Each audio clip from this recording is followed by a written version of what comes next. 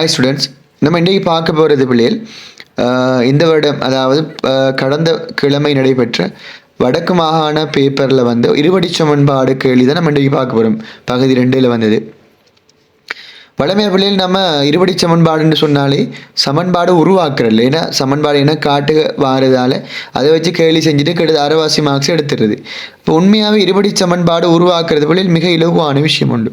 ஒரு 6-7 கேள்விகள் நீங்கள் தொடர்ச்சியாக செஞ்சு ப்ராக்டிஸ் பண்ணிங்கன்னு சொன்னால் ஈஸியாக என்ன செஞ்சிடுங்க, 7 சமன்பாடுகளை உருவாக்கி 10க்கு 10 புள்ளிகளை என்ன செய்யலாம், பெற்றுக்கொள்ளையிலும். சரியா பிள்ளைகள்? இப்போ பாருங்கள், இது இல்லை. முதலாவது ஒரு மையத்தினை கொண்டு 2 அரைவட்ட பகுதிகள் இருக்கு. சரிதானே? அப்போ இவர் ஆரை சொல்லியிருக்கு, அதாவது சிறிய அரைவட்ட பகுதியில் ஆரைனா சின்ன ஆறுன்னு போகிற அவர் ஆரை வந்து 6ஆம். ஆகவே பெரிய அரைவட்ட பகுதியில் ஆரைனா பெரிய ஆறுன்னு எடுக்கிறேன் நான். ஏன்னா 2 ஆரைகளும் வித்தியாசம் தானே.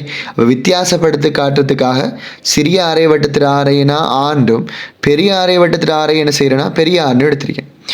பெரிய அரைவட்டத்தில் ஆரை என்று சொல்வது பிள்ளைகள் இவ்வளோ எக்ஸ், அதே மாதிரி இங்கால இருக்கிற 4 ஏபியும் அங்கே இருக்கிற சிடியும் சமன்னு சொல்லியிருக்கேன்னா, அவை சிடி 4ன்னு சொன்னால் ஏபி எத்தனை அரிப்பேன், 4 அரிப்பேன். அவை ஆரைன்னு சொல்லுதுன்னா மையத்திலிருந்து அரைவாசி பகுதி தருகி விட்டத்தில் அரைவாசி இவ்வளோதானே. அப்போ இது எக்ஸ், இது 4ன்னு சொன்னால் பெரிய அரைவட்ட பகுதியில் 6 என்ன வருவார், எக்ஸாக 4. அப்போ அதில் தரவு தாராங்க நம்மகிட்ட. இப்போ பெரிய அரைவட்ட பகுதியின் பரப்பளவானது, பெரிய அரைவட்ட பகுதியில் பரப்பளவுன்னு சொல்கிறது அரை பையார் வர்க்கம். இது எப்படியாம், சிறிய அரைவட்ட பகுதியின் பரப்பளவு 3 மடங்காம். பெரிய அரைவட்ட பகுதியின் பரப்பளவு வந்து அரை பையார் வர்க்கம். இது வந்து எப்படியாம், சிறிய அரைவட்ட பகுதியின் பரப்பளவோட 3 மடங்காம். ஆகவே 3 தர அரை பையார் வர்க்கம்னு சொல்லி வரும். அப்போ 2க்கும் பொதுவாக இருக்கிறது அரை பொதுவாக இருக்கார். அதே மாதிரி பை ஒரே பெருமானம், ஈஸியாக வெட்டியாச்சு. ஆக இங்கே 6 வர்க்கம் மிஞ்சிறார், இங்கே 3 6 வர்க்கம். சிம்பிள். பார்த்தீங்களா? ஆக பெரிய ஆறை நம்ம என்ன போட்டிருக்கோம், எக்ஸாக 4 முழுவதின் வர்க்கம் 3, சிறிய ஆறை எக்ஸ் வர்க்கம். ரைட்டா? இப்போ என்ன செய்யும், இதை விரிச்சு எழுதுன்னு சொன்னால் எக்ஸ் வர்க்கம் முதலாக எக்ஸுக்கு வர்க்கத்தை கொடு, திரும்ப இந்த 2 ஆளை இது 2 பேருக்கு. அப்போ 2 தர எக்ஸ் தர 2x தர 4 வந்து 8xன்னு சொல்லி வருவார். சரியா? ஆக 4 வர்க்கம் 16 சமன் 3x வர்க்கம். எக்ஸ் வர்க்கம் 3x வர்க்கம் இங்கால இருக்கிறதுல பெரிய இலக்கம் எல்லாத்தையும் அங்கால கொண்டு போனால் இங்கால என்ன செஞ்சிருவார், 0 ஆகிடுவார். எல்லாம் அங்கால வந்து என்ன செய்வார், இப்போ கழிபடுவார்.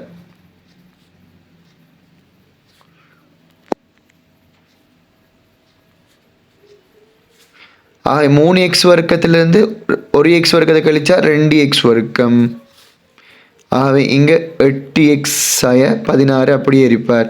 ஆகவே இப்போ எல்லாத்தையும் நம்ம என்ன செய்யலாம், 2 ஆளை பிரிக்கலுமே. அங்கே சமன்பாடில் காட்ட சொல்லிக்கிறது ஒரு எக்ஸ் வர்க்கம் தான் இருக்கார். ஆகவே எக்ஸ் வர்க்கம் 4x 8 சமன் என்ன விளையல் 0 வந்துடுவார். அவை நம்ம இலகுவாக என்ன செஞ்சாச்சு, இருபடி சமன்பாடு உருவாகிட்டு. இப்படித்தான் இந்த கேள்விக்குரிய இருபடி சமன்பாடை உருவாக்குறது. சரியா பிள்ளைகள்? அப்போ இதை வச்சு நம்மளுக்கு என்ன செய்ய தெரியும், இதுக்கு பிறகு வளமையாக நீங்கள் செய்கிற மாதிரி வர்க்க பூர்த்தியாக்கல் அல்லது சூத்திரத்தை பயன்படுத்தி என்ன செய்யலும், இந்த வினாவை வந்து இலகுவாக செஞ்சு கொள்ளிலும். சரியா பிள்ளைகள்? இதே மாதிரியான தொடர்ச்சியான வீடியோக்கள் எங்களோட டிக்டாக் பேஜில் அதே மாதிரி யூடியூப் சேனலில் வந்து என்ன செய்வோம், தொடர்ச்சியாக பதிவிடுவோம். உங்களுக்கு எங்களோட வீடியோக்கள் பிடிச்சிருந்த வழியில் எங்களோட யூடியூப் சேனலை வந்து சப்ஸ்கிரைப் பண்ணி அந்த நோட்டிஃபிகேஷன் இதையும் வந்து ஒன் பண்ணி வச்சிங்கன்னு சொன்னால் நாங்கள் வீடியோ உங்களுக்கு போட்ட உடனே என்ன செஞ்சிடும், உங்களுக்கு வந்து நோட்டிஃபிகேஷனில் வந்துடும். அப்போ நீங்கள் என்ன செய்யணும், தொடர்ச்சியாக முறையில் எங்களோட வீடியோக்களை பார்த்து பரீட்சையில் என்ன செய்யணும், இலகுவாக புள்ளிகளை பெற்றுக்கொள்ள முடியும். நம்ம என்ன செய்வோம், அடுத்த வீடியோவில் சந்திப்போமா.